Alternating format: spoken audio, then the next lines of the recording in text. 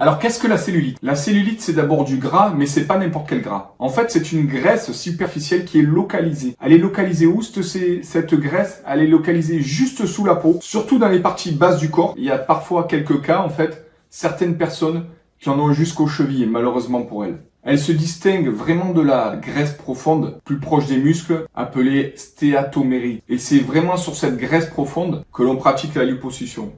La cellulite, c'est une graisse superficielle qui est juste sous la peau et elle se distingue de celle qui est la graisse profonde qui est vraiment proche des muscles où là on est obligé d'utiliser la liposuction ou la lipoaspiration pour retirer cette graisse. La liposuction ou la lipoaspiration améliore considérablement la cellulite, celle qui est logée, attention pas n'importe laquelle, mais celle qui est logée dans les muscles profonds. Parce qu'en fait on va retirer du volume graisseux. On va gagner quelques centimètres des fois de taille de vêtements, mais il faut savoir que la graisse de la cellulite qui est superficielle, elle ne sera pas supprimée.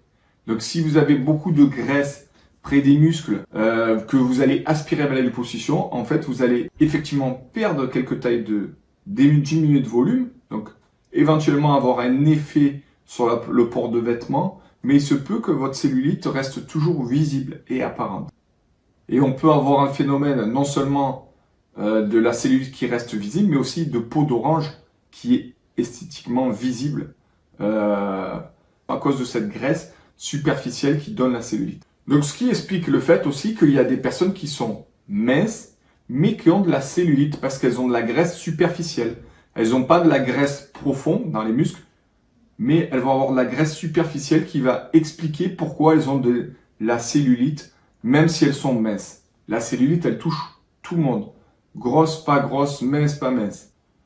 Vous avez vu l'aspect peau d'orange, permanent ou apparaissant, en fait, quand on pince la peau en position debout ou couché, que vous soyez en position debout ou couché, quand vous pincez la peau, vous allez voir ces petits trous.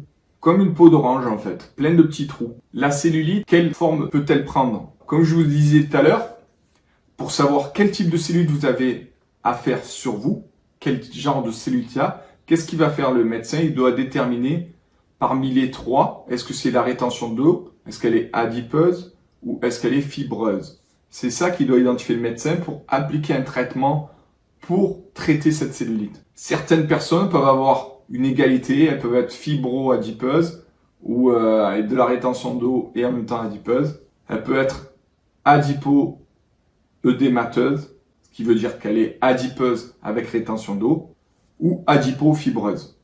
Adémateuse veut dire simplement rétention d'eau.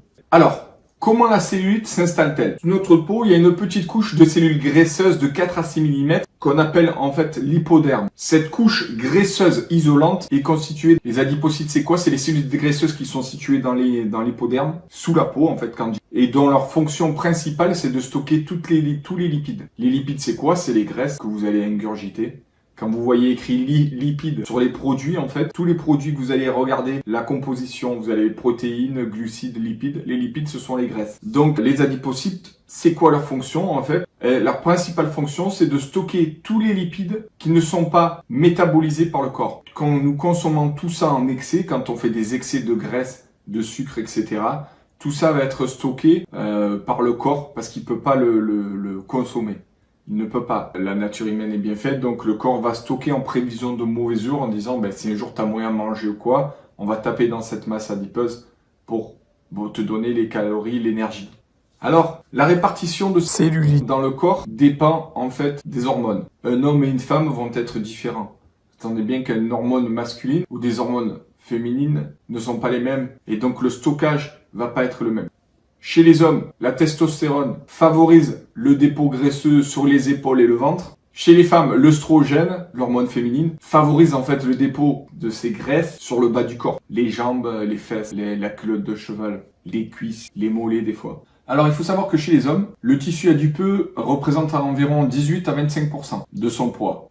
On va le retrouver sur le buste, le cou, les épaules et le ventre. L'homme possède que peu de graisse sur les hanches et les cuisses. Chez la femme, au contraire, le tissu adipeux représente entre 20 et 30% de son poids. La femme, physiologiquement, est plus grasse que l'homme. La majeure partie de ce gras, en fait, de cette graisse, se stocke sur les jambes, les hanches, les fesses, les cuisses. Comment s'explique le phénomène de rétention d'eau? Le corps d'une femme ou d'un homme contient environ 30 litres d'eau. Les 3/5 en fait de cette quantité d'eau, donc environ 18 litres d'eau, constitue l'eau intracellulaire. C'est quoi? C'est toute l'eau que vos muscles, vos os, votre sang, que la peau a besoin. En fait, elle entre dans la composition des muscles, des os, de la peau. En fait, cette eau-là, c'est pour vos besoins physiologiques du corps. Il reste donc 8 litres d'eau. En fait, chaque jour, ces 8 litres d'eau sortent des artères et sont réabsorbés par les veines et les vaisseaux lymphatiques. Au moindre déséquilibre, mauvaise circulation veineuse ou lymphatique, ou si les vaisseaux sont trop perméables à la suite d'un déséquilibre hormonal, l'eau va stagner. Forcément, si elle n'est pas absorbée par les vaisseaux, elle va stagner entre les cellules. Et c'est ce qu'on appelle la fameuse rétention d'eau. Ça vient de là. Et en fait, cette rétention d'eau, l'eau qui va être entre les cellules, d'accord, elle va déformer superficiellement la peau, qui va faire que vous avez de la cellulite avec rétention d'eau. La rétention d'eau peut aussi venir d'une intolérance alimentaire.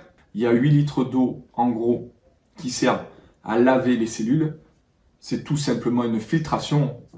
On parle de rétention d'eau quand la réabsorption de l'eau est inférieure à la quantité qui est sortie. Forcément, il y aura de l'eau qui va rester entre les cellules. Le fait que cette rétention d'eau se fasse entre les cellules peut être dû à un mauvais drainage, à une mauvaise circulation lymphatique. Ça peut être aussi hormonal, ça peut être dû à une inflammation, ça peut être dû à une modification de la concentration de protéines dans le sang, et ça peut être dû des fois aussi à certaines prises de médicaments qui peuvent favoriser la rétention d'eau. Par exemple, souvent, il y a des personnes qui prennent des cachets pour l'hypertension artérielle, ont tendance ces cachets à favoriser la rétention d'eau. Vous avez aussi les corticoïdes. Donc, seul un médecin expérimenté dans l'équilibre hormonal va pouvoir évoquer ou confirmer le diagnostic de rétention d'eau dû à un traitement ou aux corticoïdes ou à l'hypertension artérielle, etc. Seul un médecin, d'accord? Moi, je vais vous parler que de la rétention d'eau classique.